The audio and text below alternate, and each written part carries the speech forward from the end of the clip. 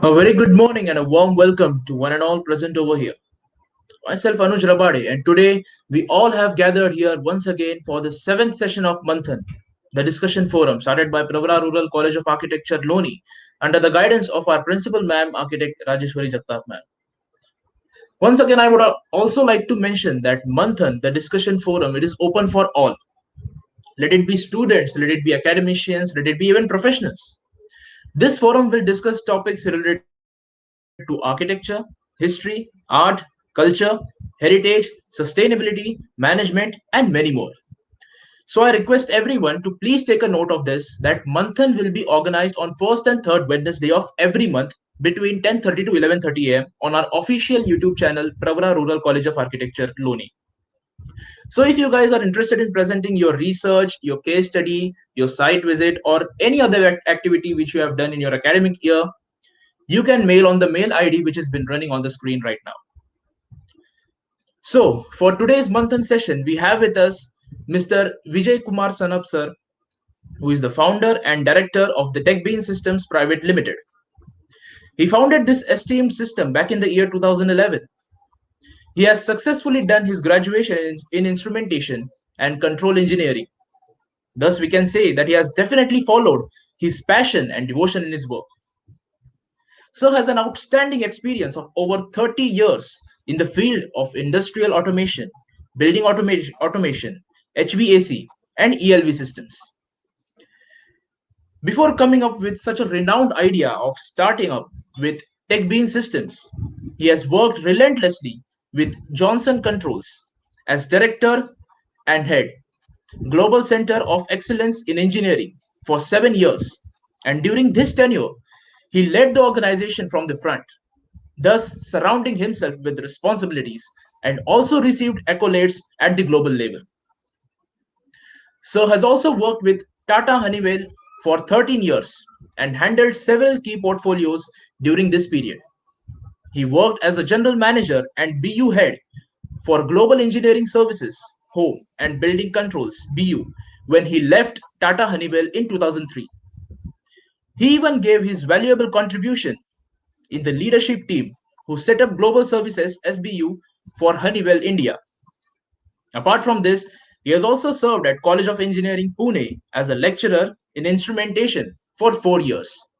Having such a vast and amazing teaching and work experience, I hereby request Mr. Vijay Kumar Sanap sir to please share his work experience as well as his today's presentation. Good morning, everybody. Thanks for introduction, and I would like to sincerely thank Architecture Rajeshwari for inviting me for this session. And as you heard in my introduction, I started my career as a teacher, and I think a person is. We say that we all are students for entire lifetime. We are always learning. To the extent that no matter what age you are and what experience and what level you are still learning, and I believe in that. But at the same time, since teaching also happened to be my passion, I don't leave any opportunity where I get to teach or get to talk to the community, to the students especially, and that actually uh, motivates me more and more. This session. I will be taking you through home and building automation. That's what we do as a company, and that's what I have experienced in my earlier jobs. And this it is a very brief, simple, easy to understand presentation I have.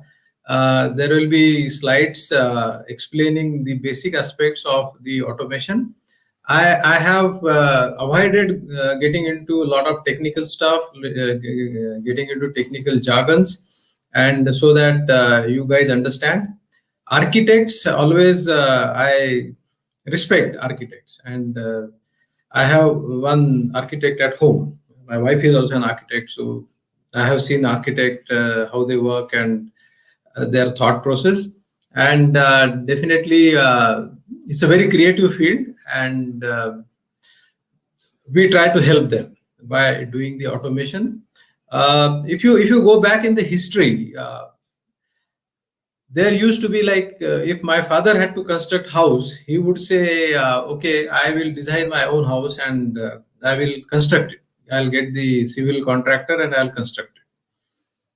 Why do we need an architect? That used to be the question. And why do we want to pay to the architect? And then that actually, that kind of thought process resulting in many innovative houses which were resembling to railway dabbas, because there was not quite a thought which gone into it, like I think it should be this way, and then that was done. Then architects were there. Architects are always there. It is not that architects are not there, and they are there since ancient times. Like you see those uh, heritage buildings and the old architectures, and we all refer to the very ancient architectures. But it had not entered the household, the regular household. So we had the architects then coming in designing houses for a common man. Then it was like somebody said that, okay, now house is built. So now what to do? What should I do inside it?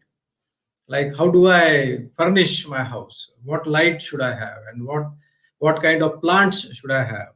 So then we got interior designers coming in. So that became another branch of architecture or related to architecture.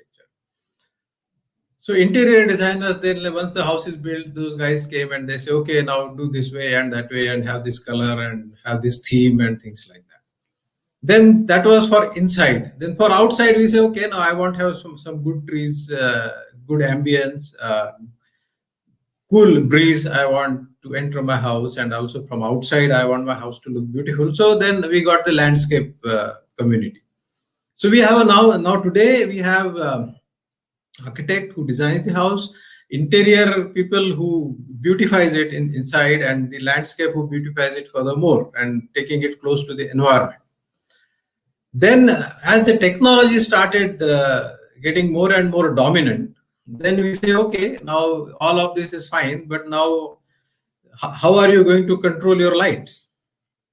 How are you going to control your sprinklers? Can I do this from my mobile? Can I, if I am at office, can I see what's happening in my home? And that's where the technology comes in. And then we say, okay, now there is fourth community, which is now getting into taking a little share of this building market, and that is automation community. So now we are automation consultants. So we have interior designer, landscape designer, and automation people, and all of them, and architect, of course, and all of them together, they create new innovations. They create houses, they create buildings, facilities, etc., etc. So today I will take you through home and building automation. So before that, the agenda is that I will briefly introduce what we do as a company, and after that, then slowly I will take you to the automation side. You can record your questions, and end of the session we'll have a small question answer session. So I would be more than happy to answer your questions after the session is over. So TechBean System is a company I formed along with one more partner in 2011. And there, because of my earlier experience of working in the automation, we decided to work in the automation industry. I am one of the few who have retained their learning from what we got in our college, because I am an instrumentation engineering graduate, and till today I have been practicing instrumentation, and I also had liked that. So definitely it is also my passion. So TechBean System as a company, we are into solution provider. That's what we call it, ourselves as. So what we do, like if there is a building, so we try to understand the complete requirement from the architect or the owner, and then we provide the solution.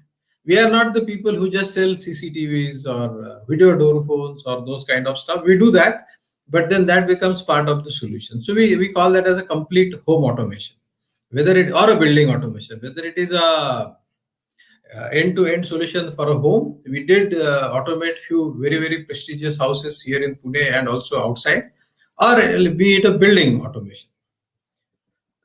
So we have 4 business units as a company. Automation business unit is something what I was talking about. It is building automation, which includes fire alarm systems, access control, public address, surveillance, building management system, parking guidance, all of that, which goes in boom barriers, which goes into the building. And currently, the new thing has come up, which is IoT, Internet of Things. So that also we do for monitoring the buildings remotely and having the complicated data analysis. Then we also do home automation. The second business unit is telecom. Telecom, we are into the mobile tower construction. So we have this our cell phones. So they communicate to each other through mobile towers. You must be seeing a lot of towers everywhere you travel. You also have towers on the buildings and bridges. So we construct all those towers for Reliance Jio. Then services is like a back office. So we work on, we give the technical support for companies like Honeywell, Schneider, and similar companies for making their software, for doing the graphics, for doing the AutoCAD, for doing the programming, then also the guiding their engineers and things like that for their global engineering services business unit. And the last and but not the least is operation and maintenance. So we do the O&M for many buildings. So we take care of, we maintain their systems. If they have all these systems, what I talked about, then our engineers are based there and they will ensure that those systems are running properly. And if there are any issues, they will solve those issues. This is one, this must be very like a surprise to you, all of you, that Antarctica. So this is something which a good thing happened to TechBean 7-8 years ago. And like I'm sure you all know where Antarctica is. It is the southernmost continent on the earth. And you don't see Antarctica easily on our earth map. You see it just as one white line at the bottom. But Antarctica is a big continent which is bigger than Europe. And many countries, they have their research stations in Antarctica. So India also have two running research stations and one research station which is abandoned. It's called as Dakshin Gangotri. It was submerged under the ice and they had to abandon it. And currently we have two operational stations. One is called as Maitri and the other one is called as Bharati. Maitri is 30-year-old station and it is still operational. Bharati is a new station which was commissioned in 2012. And we were fortunate enough to get the operation and maintenance contract for life support systems at our research station Bharati. So it is a very, very prestigious project for any company like us. And we are the only and the first Indian company doing this kind of work in Antarctica. So we have the picture you see, that building with those guys holding the Tata, this TechBean holding, that is the Bharati station. It looks like a spaceship, and that is completely the life support systems, which includes the building management system, fire alarm system, power generation, water treatment, and everything, whatever comes as part of the automation. So we are responsible for maintaining that station. That is practically, that station is under our custody. Those pictures, people you see in the picture, most of them are our engineers who are actually maintaining the station. And this is, we send our batch every year. Our batch goes, currently now this is December, so our next batch will go this year in December, and they will stay there for almost 14 months. And the next year another batch will go and this old batch will come back. So, and life support system. So the station is used for research activity. The Indian scientists and these people, they do research there, and our job is to maintain the facility so that those people are safe, secure, and also get the proper environment. So that is Antarctica. Now coming back to home automation. Home automation is normally, there are three aspects of home automation, or any automation for that matter. We say it is comfort and convenience. Like if you have automated house, then it should be comfortable. You should be able to do things from your mobile, or you should have a beautiful looking touchpad mounted on the wall. So there you can do a lot of operations, right from opening the main gate, opening the door, to switching on the lights, dimming lights, and all of that. All the operations can be done from either mobile or from the touchpad or from a switch. Or now with this new technology, you also have Alexa. So you can just tell Alexa, Alexa, switch on the hall light. So Alexa will do that. So that is comfort and convenience. And it is especially more important for people like us, and also people, senior citizens, who cannot just get up and go and start the light. They can just tell Alexa to do it. The second aspect, which is the most important aspect, is safety and security. Safety and security means if somebody tries to intrude in your house, if you are at work, then obviously you get an alarm on your mobile that okay, there is some intrusion happened and please go and see what's happening. Or there is a call which can also go to the police station that in this flat number, this is this house, there is some intrusion detected. Then there is a fire hazard. So you have, if you see all these modern schemes what we have today, they cover with the fire alarm system. So there is a fire alarm sensor inside, and then if there is a fire anywhere in the house, immediately you get an alarm. You get an alarm, your security guard will get an alarm, and also there is a buzzer which will sound that there is something wrong. If somebody tries to break a glass, that also is there. Gas leak, we all have this pipe gas or gas cylinders. So if there is a gas leak inside the house, immediately the person will be notified that there is a gas leak, and immediately you can rush and you can ask somebody to go there and have a look. CCTV is for the multiple applications. All of you know CCTV. They are now mounted everywhere, right? From, and I'm sure many of you must have got the challan also, e-challan from the traffic police. That comes through CCTV. If you break the signal, then you are caught and automatically you get a challan. So there are very, very wide variety of applications CCTV has. That in our home automation, it is used for monitoring your house. Like if you have small children in house, and if you are both husband and wife, if you are at work and you are leaving your children to the maid, then you can monitor from your workplace like what's happening. Are they taken good care, or like maid is just giving them something and she's going to sleep or whatever. Also senior citizens, if you have old parents staying at home, then also they can be monitored with the help of CCTVs. So these are like comfort, convenience, safety, and security. Access control, like if you see many modern gated communities we have, there you will have a video door phone at the lobby, and from there itself you have to take permission to enter. So that is also a security aspect of the homes. Energy efficiency. Now what happens is, like, I am comfortable, I am safe and secure, and at the same time I want to also save on the electricity. So that is, for that you have presence occupancy based lighting. Like if all of us have one common problem, that people leave the lights in the toilet on all the time. So that can be done by installing one motion occupancy sensor there. If nobody is inside, the light will automatically go off. That also can be done for the passages, that can be done for the outdoor, and it can be also used as the security thing. Because if I have a sensor, and if 12 o'clock in the night, if somebody tries to enter that area, immediately lights will be switched on. So the person will actually get scared. So there are these three aspects which are very important. You have comfort and convenience, safety and security, and energy efficiency. Now this is the hierarchy. Like if you see a lot of advertisements coming up nowadays, and everybody says that they are providing home automation. Now we need to understand what exactly that means. What is home automation? So if you see this hierarchy, the first and the most basic element of home automation is video door phone. So it is the one tiny small unit. We have a camera outside, and there is a screen inside your house, and if somebody rings the bell, you can see who is standing there. Not only that, you can also talk to that person.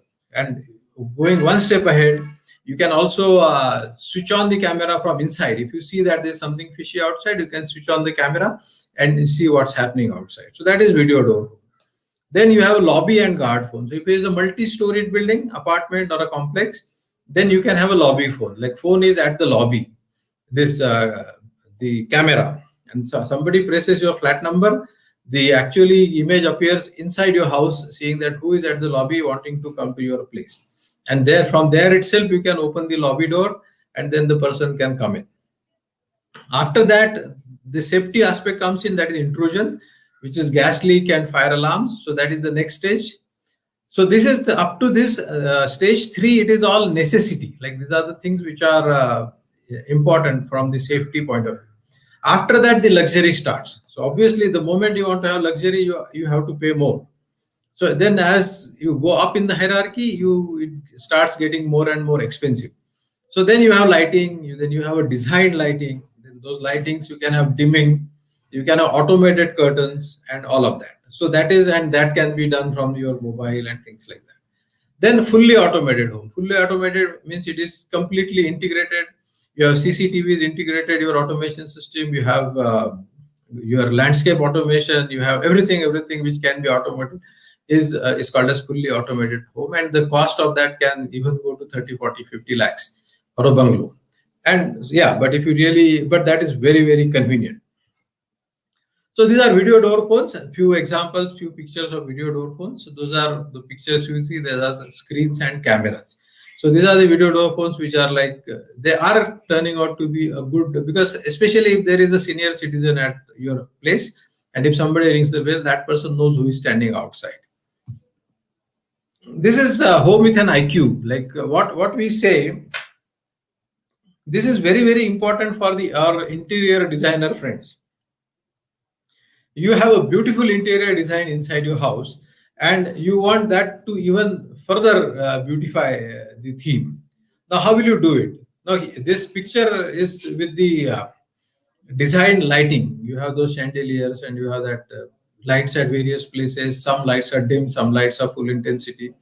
Now what happens is you remove all those lights and put only one light, and with this theme lighting, so obviously you see a lot of difference. And not only that, it also helps you saving energy because you have all those LED lights there. So you can really, really beautify your house from inside if you really take help of the technology.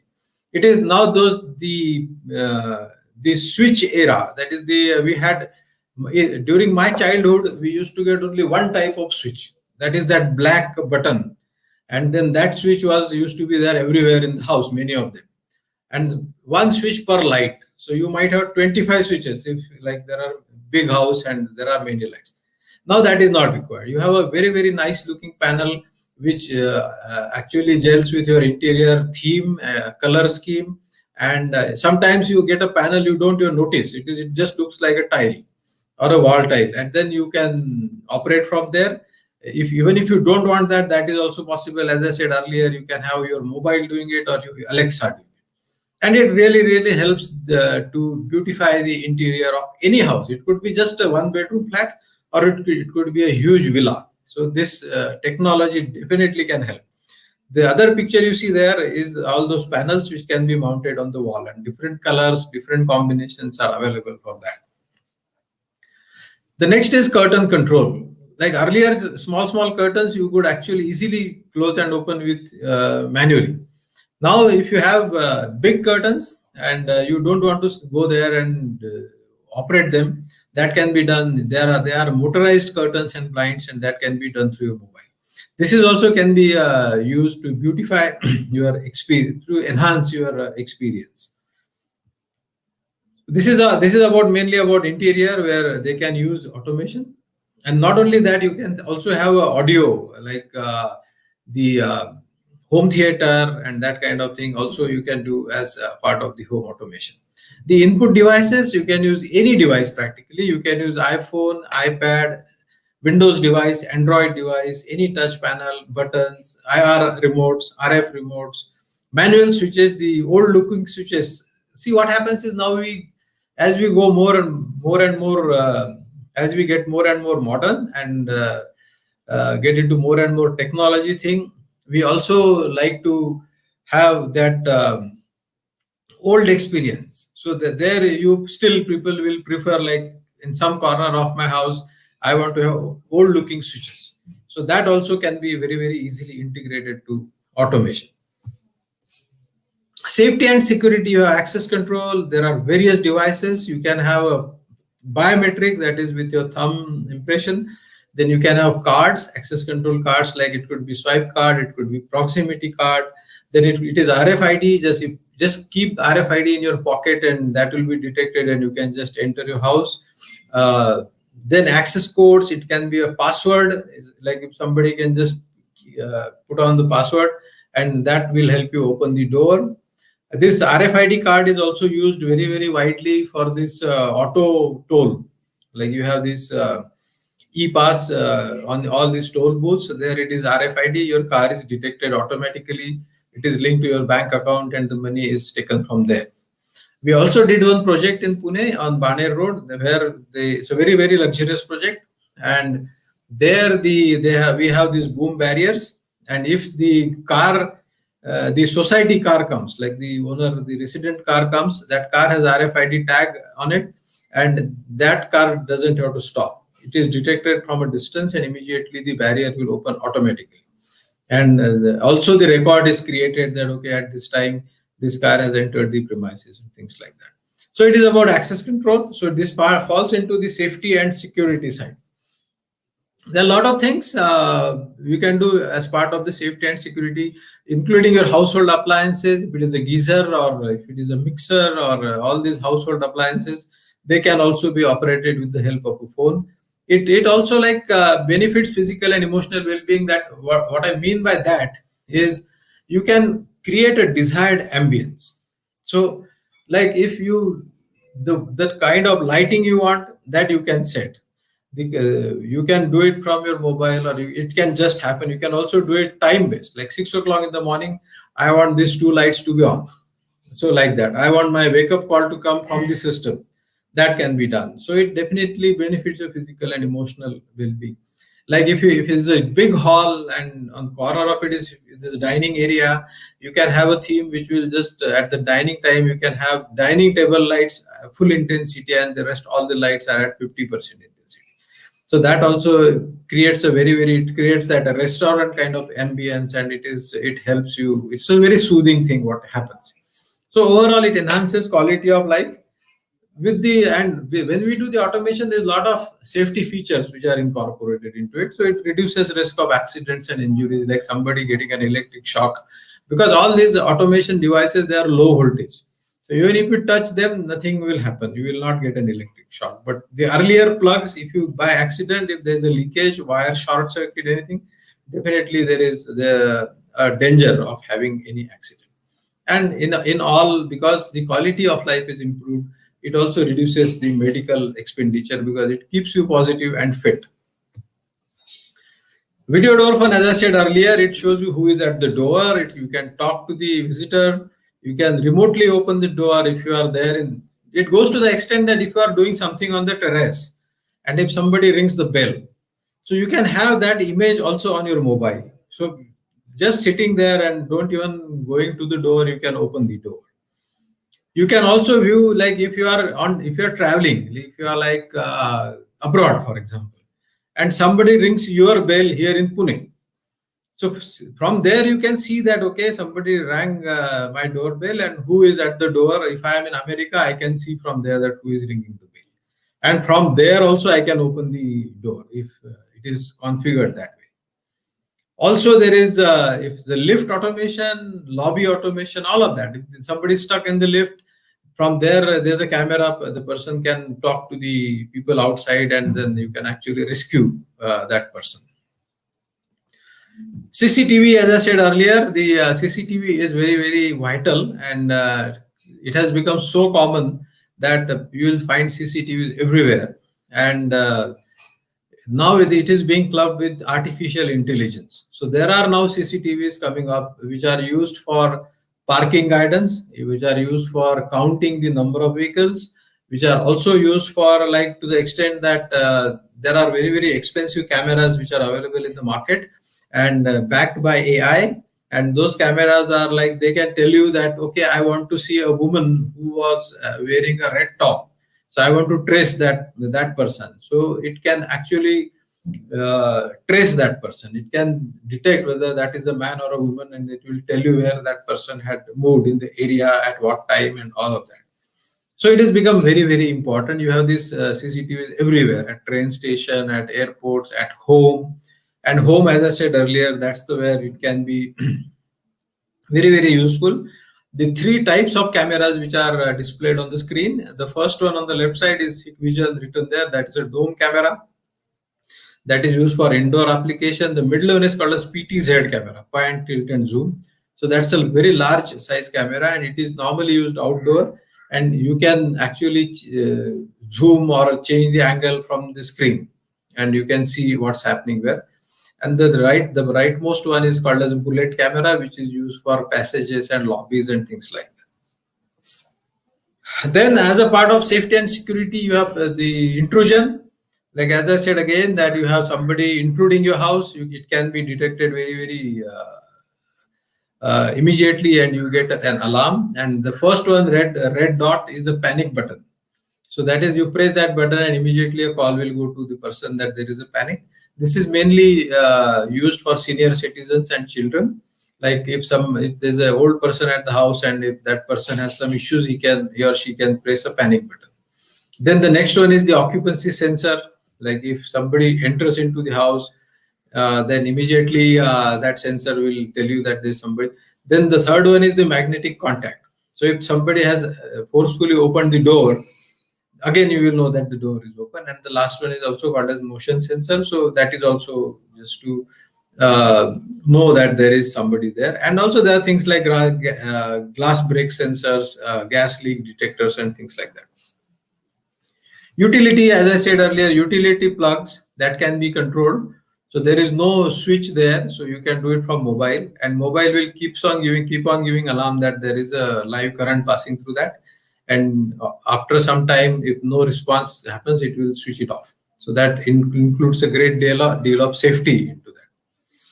It also, like now, because it is now we all use mobile, so there is nothing like that we don't know about mobile. Everybody has smartphones.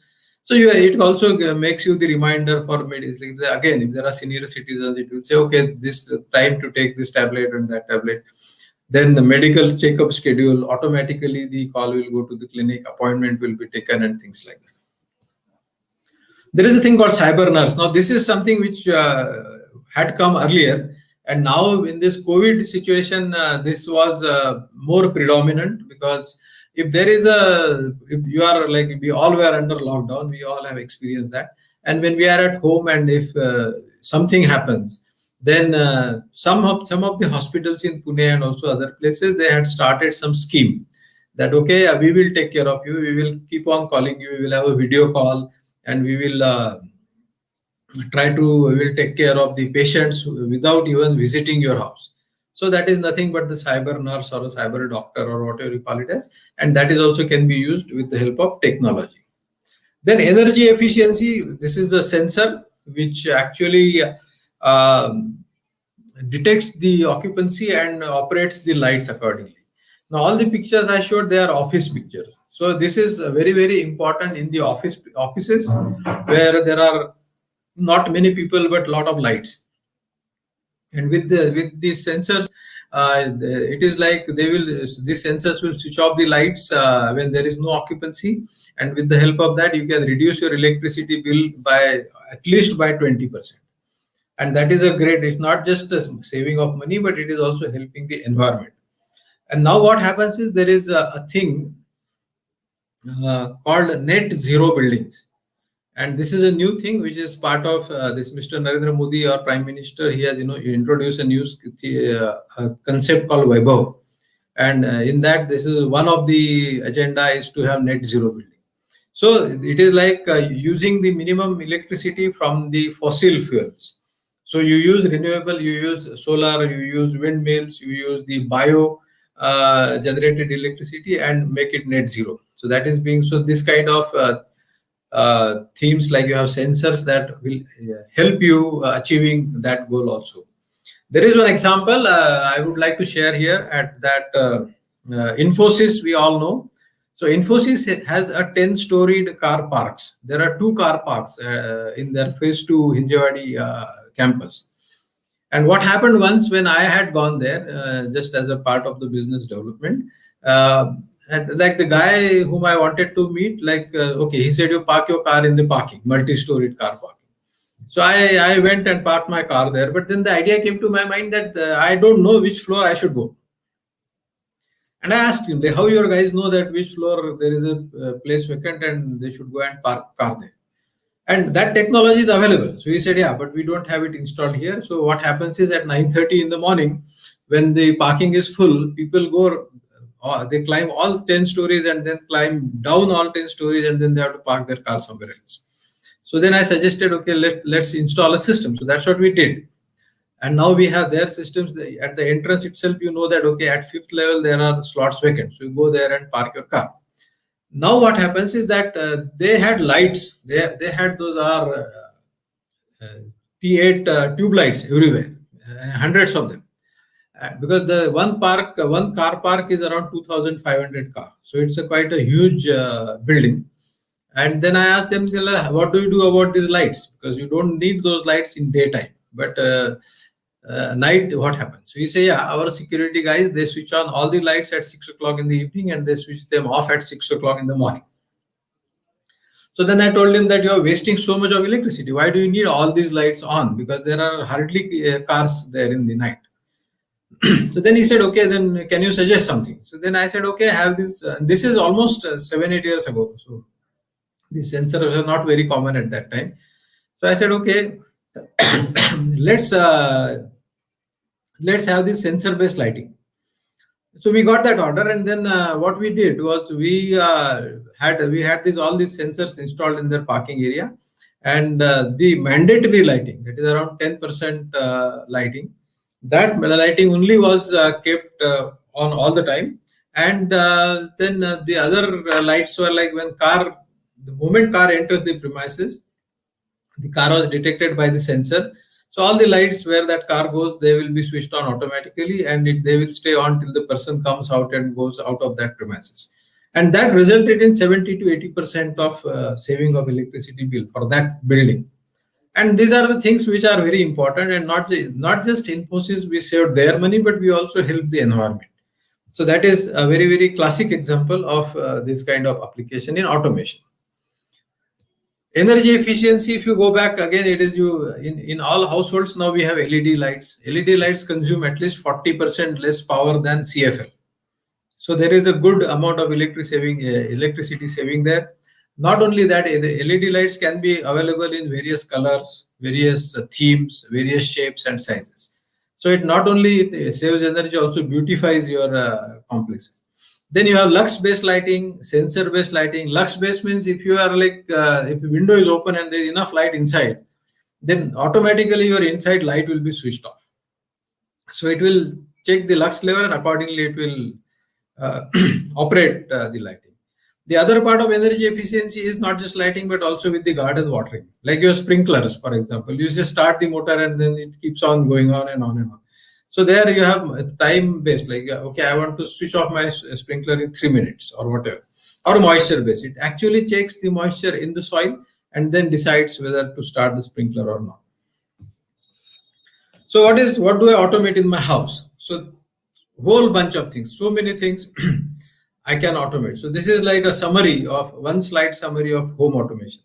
So you have automatic windows open and close. You have energy saving if you have a solar panel there. You have garage control. You have garden watering. You have AC, security, remote monitoring, everything. Now we get a little more to the lighting, because we also are doing automation in lighting. We are partnered with Philips for lighting automation. And any home automation or a building automation, lighting and air conditioning. These two things form a major part of automation for the comfort and convenience, and also for your energy saving. Lighting is very, very beautiful. Like you see the picture there, the light is focused on the face of that kid and it actually beautifies the whole image. So it can have, like, as if you talk about the architecture, you have custom outdoor lighting design.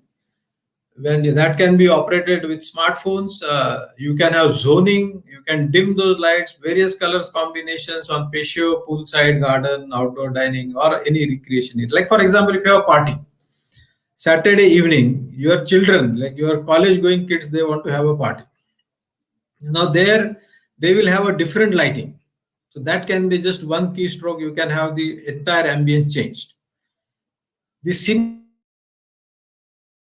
little more. So that can be done with the theme.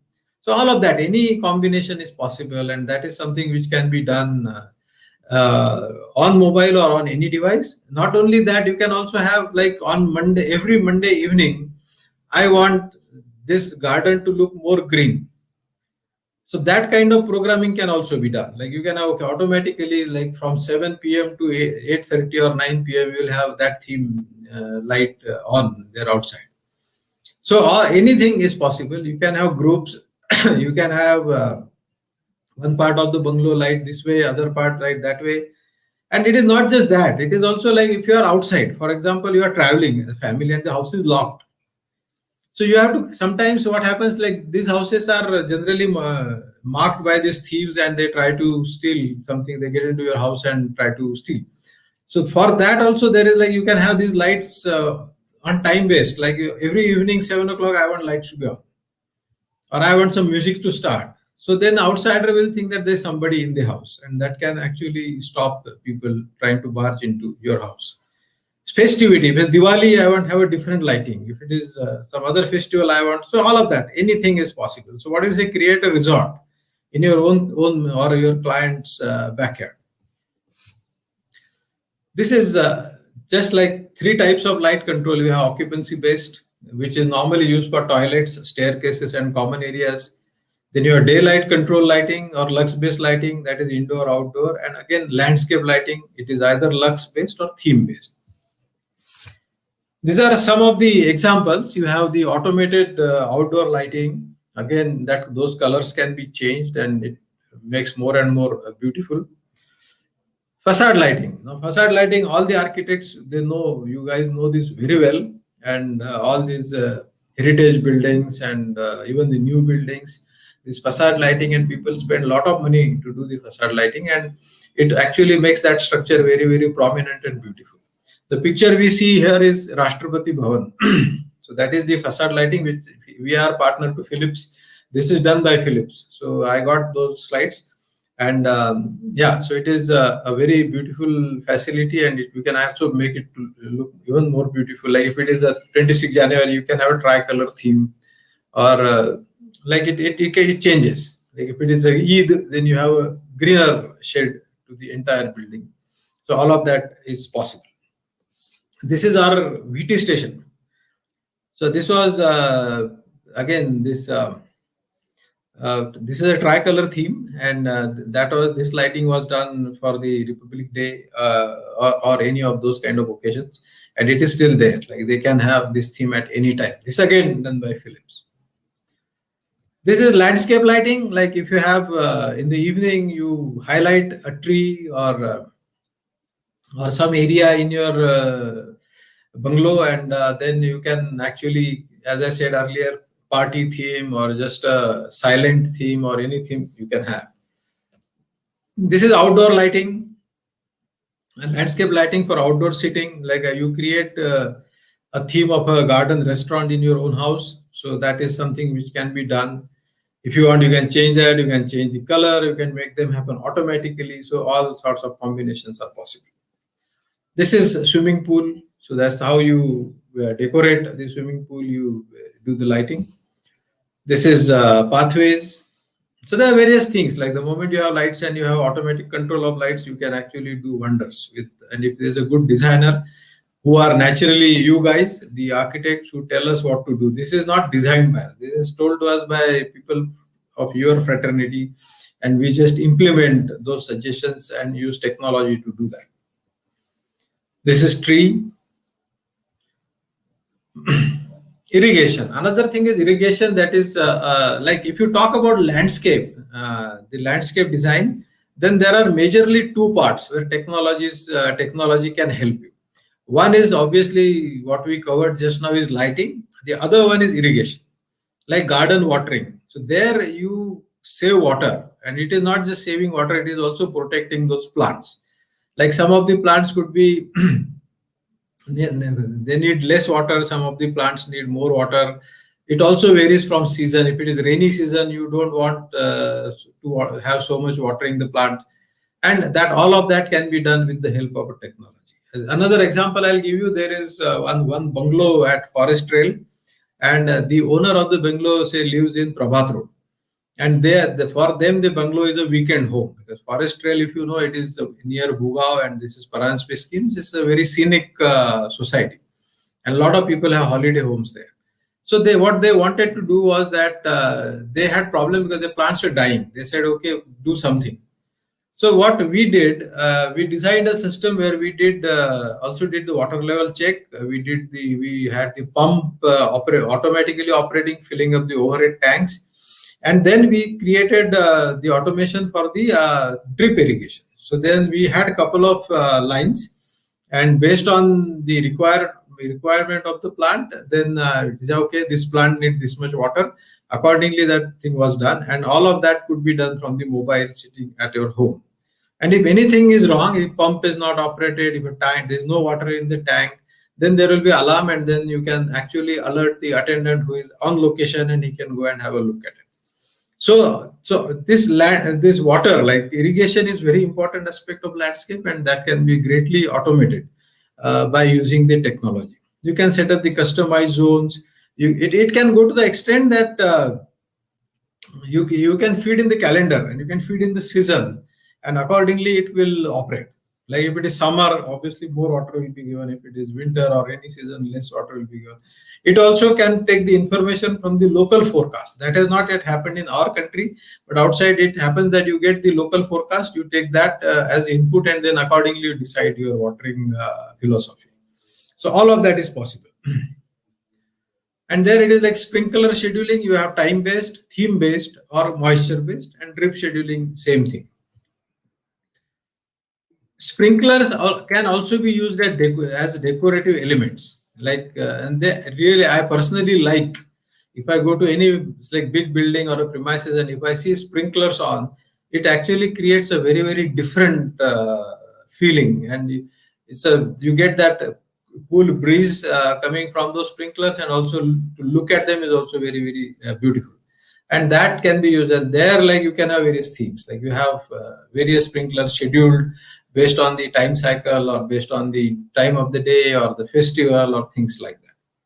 And all of that can be done automatically without, even now it can be done, but somebody has to physically go and switch them on. If it is put on automation, then it just happens, or you can do it from anywhere you are. Another thing is landscape audio. Landscape audio is like you have light music being played outside, and then there are those speakers which can also be used as decorative speakers, like decorative elements, and then they can be hidden. You cannot easily see them, or they can be part of the bollards or part of the lighting itself. You get a bollard with a speaker, so all of that is possible. And again, they are like, if it is 6 o'clock in the morning, you want to play bhajans, for example. If it is 6 o'clock in the evening, you want to have a very light music being played. You want to jog, you want to go there and just jog, or do for evening walk, then you have that music. You don't have to carry your headphones. You have that music being played, and it actually creates that kind of ambience. So that was about home automation, and in general what we can do in automation. Now building automation, or building means I'm talking about commercial building, and that's a very, very different thing altogether, because it is a commercial. So you have people to maintain, and if it's a big building, if it is an IT park, or if it is a mall, or if it is airport, if it is a 5-star hotel, so you need a different system. And those buildings are like run like a plant. So they have a control system inside the building. There is a control room, and there are people sitting there and monitoring everything. And then like there is air conditioning, lighting, everything, the CCTV, all of that is managed from that control room, and they have access to everything. So then for that, it is called as building management system, or it is also called as IBMS, integrated building management system. It is not just that, it also has things like fire alarm system, the public address system, and all these systems, generators, all of that are connected to this system, and you get the single window for all the equipment which are available in the building. And if it is, say, 30-storied building, it is impossible to every time go on the terrace and see what's happening with the lift mechanism. So all of that can be seen from one location. And you can do it for multiple buildings. Multiple buildings also can be brought in one location, and you can manage all of them from one location. It could be industrial, even a factory. So integrated building management system, which is abbreviated as IBMS, it is like a control system, which any system which controls a plant. For example, if you have a fertilizer plant or a refinery, they have a control system inside the plant. So here, exactly similar way, we have a control system inside the building, and all the facilities are in the building are like pump. You have the whether the overhead tank is full, whether there is water in the underground tank. the fire tanks, the fire pumps, and all of that, the generators, the UPS, your access control, like you name it, and all of that is managed by, like, if there is a hospital, for example, then access control, there is a restricted access. Like even if you are a staff, you don't have access to all the areas of the hospital. So there also, based on your identity, those accesses can be defined. So the building management system is nothing but a microprocessor based system which centralizes and simplifies controlling, monitoring, operation, and management of various building services. And why does it do that? It does it to achieve safe, secure, and comfortable working environment, because that is the primary thing which we all need to do. At the same time, you also need to save energy, because energy buildings are the second energy guzzlers in the world. Maximum energy which is generated is consumed by the buildings, and that is one of the reasons Mr. Modi is now promoting net zero buildings, and at reduced time and cost. I don't want one person. I don't want to hire one person and make him run around all the floors and switch off the lights. So I can probably done that from one screen, and I also know where the lights are on, where they are not on, whether there's a problem with the lights and things like that. Like if there are like chiller, if there is a centralized air conditioning, then I don't want those chillers to be switched on Saturday and Sunday, because the office is not working on those days. So all of that can be done automatically with the help of technology. And these are IBMS. When I make it integrated, then that means that there are a lot of subsystems which gets connected. So you have chillers, pumps, boilers, this variable frequency drives for the fans, the diesel generator, lift, STP, ETP, energy meter, tanks, lighting, fire alarm, etc. Lots of things can be connected to the BMS, and that can be monitored from one single location. This is the hierarchy. This is the BMS architecture. Field devices means actually sensor. Like if there is a room, then there is a temperature or the temperature and humidity sensors mounted in all the rooms. If you go to the five-star hotel, you will have those sensors mounted everywhere. You don't see them, but they are there. So that is called as field device. Or your generator is that is called as field device. In your hotel room, there is a little button where you can actually, a panel, small panel where you can set the temperature, and that is on the back of it. There is a VAB box, and that VAB box actually controls the airflow which is inside the room. So all those are field devices. So all these field devices, hundreds of them, they are connected together and they are connected to the controllers. So that is called as automation level. So automation level are the controllers which will take the signal, and based on the predefined algorithm or the software, it will decide what to do, and accordingly it will instruct the valves to open or close. So that is automation level. Now, okay, so that takes care of maintaining the stuff, but people need to know what's happening. So that is management level. So it is web browser. You can go to the web page and see, or you can have a dedicated screen. So as I said earlier, that there are people sitting in the control room. So that is management level. There they see everything. They see alarms. They get reports. There is also, if some incidents occurs, then there is a back tracing of that incidents, sequence of event, and all of that is available at the management level. Now this is same in a different form. So your IO functions, that is field, processing functions, that is controller, operator functions is the operator or a management, and here the management functions, what I mentioned, is analytics. Like now currently what happens, because with this internet of things like IoT being everywhere, you can actually pull all the information on the IoT platform.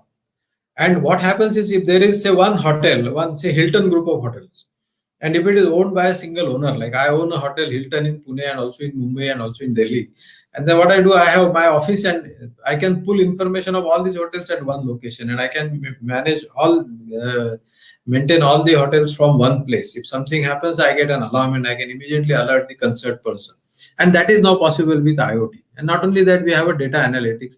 Now there is AI, artificial intelligence clubbed with Internet of the Things. And what happens is that based on the information you get, you actually can derive a good strategy, and then that is communicated back to the site and they implement that strategy. And that will be for energy efficiency, convenience, and all these parameters what we talked earlier. These are the components. As I said, like field side, you have direct digital controllers. So those controllers get information from all the sensors. Sensor is a sensor like a temperature sensor, thermometer, which gives you the temperature. Actuator is a valve. So to maintain the temperature, I have to switch, open or close the valve. So that is actuator. Then cables, PCs, database servers. All of this is controlled by software. So you have the software programming, graphic user interface, and all these things run on a protocol. So that is called as a networking protocol. In the world, the predominant protocols are BACnet, LonWorks, and Modbus. This is, I don't think you guys need to know more detail about this, but this is just for your basic information. What all can be monitored and controlled by BMS? So whole bunch of systems, as I said earlier. You have AHU, you have elevators, you have escalators, generators, UPS, fire alarm, water management, and then all of that can be connected to the BMS, and you get the complete information at one place. The thing is that BMS, if I give you an analogy, like if I am controlling a plant, if there's a plant, I am say producing oil, like it's a refinery. Now, if something happens to my control system in the plant, my refinery stops, and then that loss of production will actually run into the crores and crores of rupees. Because of this reason, that control system becomes mission critical. I have to maintain it. I have to run it properly. Unfortunately, if it is a building control system, even though it does similar work, even if it fails, you can still run the building. So because of that, it is not taken very seriously. But now is the time, if when this BMS has to be taken very, very seriously, because it contributes a great deal to energy saving. And if you want your building to be certified as green building, then for that BMS is mandatory. Even not only that, even if you are constructing, say, IT park, and if you want to rent it out to these multinationals like Barclays or Microsoft, in their list they will it's a mandatory that you should have a BMS there. So BMS is something which now cannot be ignored, and it is my request to all the architecture community that now please consider this very, very seriously and try to put BMS in all the key projects what you guys are doing. Because the design is done by, there are two people involved. One is the architect person who designs that building, and the other one is the MEP contractor. So between two of these, they need to put this system. We also serve as MEP consultants to many projects, and we ensure that all these things are entered there. Features of BMS, it is like, as I said, it is a computerized system, so it is a user-friendly data presentation. GUI means graphic user interface. So you have a graphic on your right-hand side. If you see that picture, building picture, and this inside, you see the, so it is like you click on that area of the building and you get the equipment detail of that building. Alarm management is like, for example, if there is something wrong with the pump. Now, a very, very typical example we all suffer is that suddenly we get up in the morning and you see there's no water coming in the tap. Now that situation can be easily avoided if you have something like building management system installed. What happens is it will tell you much beforehand that there is something going wrong with the pump when the pump is running, or even if pump fails, it will tell you immediately that the pump has failed. So you have, but the tank is full, so you have almost 24 hours to repair the pump and start it again. And immediately the alarm and the phone call will go to the concerned person, and then immediately the action can be taken. Now what happens, we came to know about it when actually the tank is drained. So after that, people start running around. Okay, kya hua? Then they will go and they will say, okay, pump kharab ho gaya, kal se band pada hai. So, but then nobody will take action on that. And after that, the person will come, repair the pump, and then water will start coming into the tank, and then to the tap. It will probably take a day's time, and you have to live for a day without water. And it happens. It happens. I think, I'm sure it must have happened to everybody who is hearing to me. So it is very important. And alarm management. So alarm management is what I am referring to, that you get an alarm that something is wrong here. And not only that, it also tells you that, okay, this pump has already run for 1,000 hours and now you have to do some maintenance on it. So if it is a genset, it tells you that, okay, this genset has run for 1,000 hours, so now you need to change the oil, or you need to do some maintenance. So all of those information you get from this system, which can actually make your life very simple. Reporting is, if I am the management, if I own few buildings, I get the reports, actual data, historic data. I get it in the Excel form, Word form, and then that I can use that to plan my strategy. Event recording, if there is something happens, some theft happened, or then you can have like sequence of event, what happened after the other, and it can actually be used for doing the analysis of that situation. Time scheduling, as I said earlier, you have chillers, and there is very little occupancy over the weekend or on the public holidays. So there you can switch off few chillers or operate them at a very low percentage, and then that can actually save a lot of energy, because chiller air conditioning is the maximum energy consumer in any building, any public building. Remote connectivity, as I said, there are multiple facilities at multiple locations, and you can actually monitor all of them from sitting at one place. And this is Internet of Things. Improved indoor environment quality with all these controls and everything. Obviously, now there are guidelines. There are guidelines for lux. There are guidelines for temperature. There are guidelines for humidity. And there are agencies outside who specify that, okay, your lux level should be say 400 or 450. Your temperature should be ideal temperature, working temperature for humans should be around 22 to 24 degrees. So all of that can be maintained using this kind of system, and good air quality. So you also have air quality sensors mounted inside the facility. So that also you can actually induct fresh air in the facility and maintain the good air quality, so that people inside don't suffocate or don't have that uncomfortable environment. Energy saving, obviously, as I said, time scheduling, lighting time, and everything you can do. Maintenance saving, as I said, again, you get alerts in advance that, okay, change the oil. This chiller is taking more current, so please go and do maintenance on that, and that it will stop that is equipment from getting broken down, and obviously it will ensure that smooth running of the building. Consolidated facility control, that is using IoT again. You have multiple facilities controlled from one location. User friendly, that is you have all graphics. You have picture of the building, picture of the facility, picture of the equipment. So it is very easy for a person sitting there to understand what is what and what is happening where. You don't need a very highly qualified people to maintain that, because they are made very simple with the technology. Improved management reporting for the management, all dashboards and reports and everything. This is one site. This is a near Murshi, and this is the Atmantan Wellness Resort, and we did the automation for this site.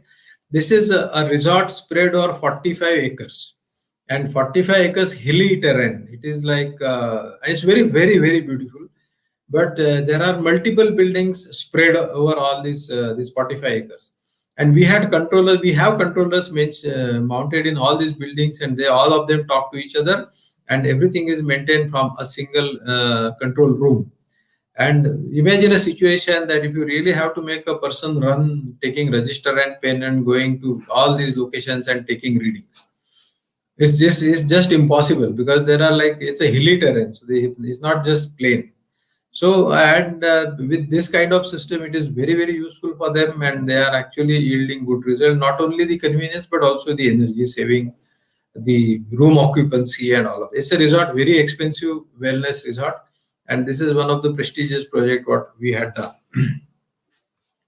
This Balmoral Estate, I was talking about this earlier. This is on Baner Road at this High Street corner, and here is a luxurious scheme. And here, like residents, they have RFID on their cars, and they can just enter without stopping. Plus, they have BMS and fire alarm systems, and all these systems I talked about, and it's maintained very effectively there. And it is a residential. One flat is costing minimum, I think, 4.5 crore. Graphics is something which very important for maintaining the system. So if you see this picture, you have a building. The real photograph of the building is put there as the first screen. Then say, if I want to see what's happening, if there's something wrong in this, say, fifth floor, then that fifth floor can become red. So if you click on the fifth floor, you get a floor plan. There you will see some equipment is red. So you click on that, you get graphic of the equipment, and then it will tell you, okay, the wall is choked or the pump is stopped or whatever, and immediately you can take action. This is how that graphic looks, the equipment graphics, all these parameters. So there you can operate it from this graphic itself. You don't have to send someone there. You can switch or start or stop pump from the graphic. So they just click on that and it will start. This is energy dashboard. So it tells you how much energy you are consuming, voltage and current, and that is used for your energy planning. It also tells you that this particular area is consuming a lot of energy, so I need to do something about it and things like that. This is our project we had done, Schaeffler India. This is in Chakan. So there we use this energy monitoring dashboard, and it gives you how much kWh consumed and all those, like from which source. This is like solar power, like how much solar power you're using. And this is required for our net zero, what I told you earlier. So exhaust fans, what is the status of the exhaust fans and how much energy they are consuming and all of that. These are power sources. Now we are trying to do some automation for net zero building. Like how do we know that it is a net zero? So this type of screen can tell you that, okay, from I'm getting so many kilowatt from the solar, so many kilowatt from the bio, so many kilowatt from windmill, and I am self-sufficient. I don't take any energy from outside. And to do that kind of stuff, you need automation to help you. Otherwise, it's impossible to know. So there also, like, it will play a very, very big role. This is Gera Imperium. This is Hinjawadi. We did complete IBMS for this project. We just last month we handed it over, and it is working very, very smoothly. This is again same Manthan Resort. This is one of the prestigious project we did. Oxford Golf Resort. This is on this Bowden side bypass. So there also, it's not the golf club. There is a resort there. So we did the complete building automation for the resort. We also did, there's a Saidip hospital in Ahmednagar. So we did complete building automation for the Saidip hospital in Ahmednagar. They also gave us another order for their other facility. Pune Municipal Corporation, a prestigious building. There, for their new building, we have installed the IBMS. They did not know anything about IBMS. So we educated them about IBMS, and now we installed the system. Also, there was a coverage in the local newspapers about this system which we have installed. So that brings to the end of this presentation. I hope this was useful. So thank you very much, and thanks Architect Rajeshwari for inviting. And now I think questions and answers. So if you have questions, I will be more than happy to answer your questions. Thank you.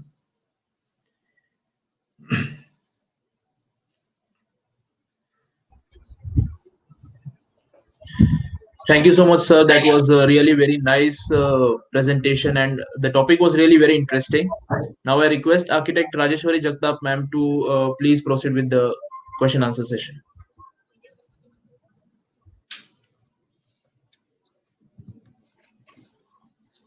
Thank you, Mr. Vijay, for a very wonderful presentation. And the presentation really had great insights into how the building automation works, or how the building industry should benefit from automation and such kind of technological advances. A few questions from our viewers and also from my side is, you were talking about homes with IQ. So can you just elaborate this concept where the homes can be really having an intelligence and can respond to the user needs? Yeah, home with an IQ is a tagline actually. So what that means, intelligent home or smart home. Like currently everybody and everything is smart. You have smartphone, smart building, smart home, and the moment you say smart or intelligent home, the IQ is introduced in the home with the help of the technology. So if we talk about like your house, just go back to the example of setting the lighting themes, okay, on your mobile or on time based. You don't have to do anything. 6 o'clock in the morning, it will switch on the designated lights. If you are having a dinner, it will switch on the designated lights. or the monitoring the home through CCTV from your office. So your home communicates with you. Your home is like otherwise, if you take 25 years ago, you had no clue what's happening in your house. Now your home tells you that okay, this is there. Now there is some thief which has entered. Somebody is trying to break the door. Somebody is trying to break the glass. There are these. This is the light I want. This is the audio I want.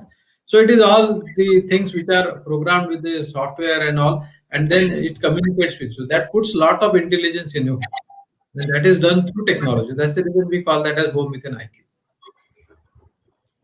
It is a fantastic concept where I think all the residents of the building would definitely enjoy something which is very much automated and Right. convenient with such kind of technology available. How do It is you also possible.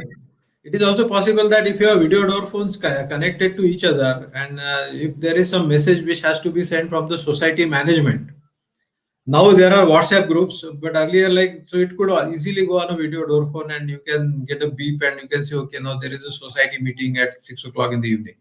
So that kind of communication also can be done through this automation. Fantastic. Sir, when we are talking about this large commercial offices or maybe even resorts or hotels which are five-star hotels and where security and safety is a very important part. And this example which you showed of the Atman Wellness Center, which is having a sprawling campus of 40 acres and where it is highly impossible actually to maintain it physically with the older traditional methods. These intelligent buildings, how they create an environment like who is unknown, like they have unknown visitors coming into the building. So how these visitors are accepted or how they can get the information that this building is an intelligent building and I should follow these protocols. Okay, the Atmantan, because it is such a large facility, they still have security guards at the gate because it is like a hotel. So the visitor going there is like there could be guests who probably will not have idea about what's there inside. So they have to take the prior appointment. But what happens is that like if I want to, like, this is about access control. So if I say have to go to the hotel, so I have to do a pre-registration with my details, with my Aadhaar card and everything. I do a pre-registration, and as a result of that I can do from my home before even leaving for that facility, and there I get a OTP from the system. Like, okay, this is your code, and you have to show this code at the gate. So you go, you show your mobile to the security guard. He will scan that code at the gate, and then your all the details will appear on his screen, including your photo. So then he can know that you are the same person, and then based on that, he will let you in. Same thing happens at the reception counter. So you don't have to keep on giving your information again and again. And by the time you go, your room is already allocated and everything is already planned for you. So that is another experience. You don't have to wait.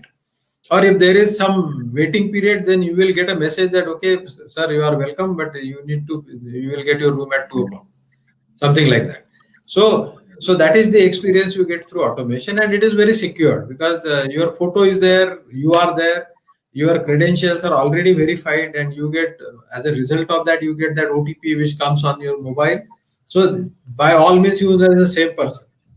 So it also ensures that safety and security so that nobody can forge the entry and things like that. Fantastic, sir. In this pandemic time, I think this system is a very useful system for hotel check-ins or even going to any office for a meeting.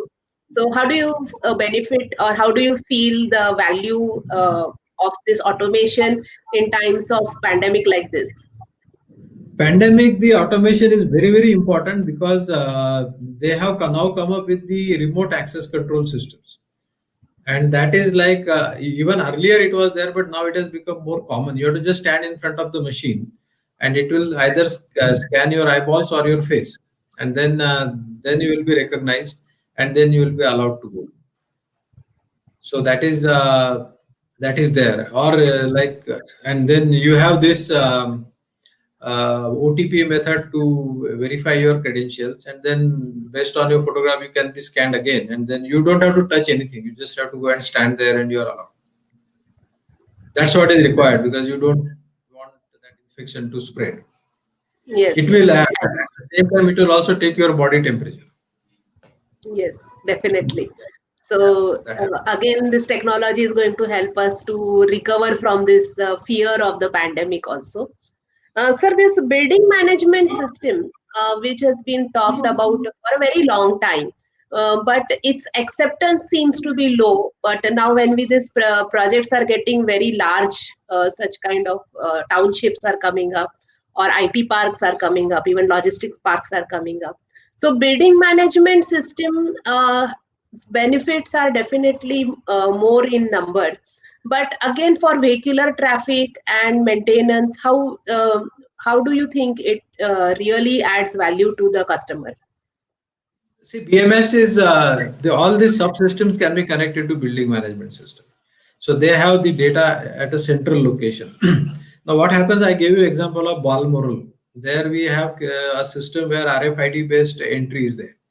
So if it is a resident, his car is not stopped. Not resident, but that car with that tag. So if somebody else is driving it, system will not know who is driving it. But if that car comes in, immediately the barrier will open.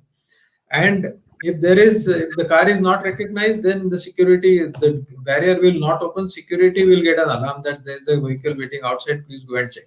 So he will go and verify the credentials and let the person go in. So that is there, and like if there are say 25 or 30 or buildings and all multi-storied buildings, then they will have lots of pump. Water management becomes a problem. Then you have software, this STP, ETP, those plants are there. Then the management of parking itself is a problem. That's what we did in Infosys.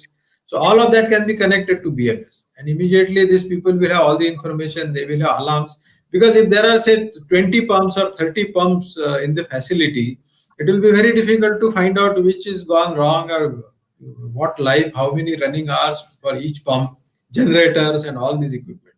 Lifts, suddenly we all know that lift suddenly stops. Then you have to call the lift guy and maintain that lift. So all these alarms can come well in advance, and then they can plan a maintenance schedule based on the information they have. Also, they get the history.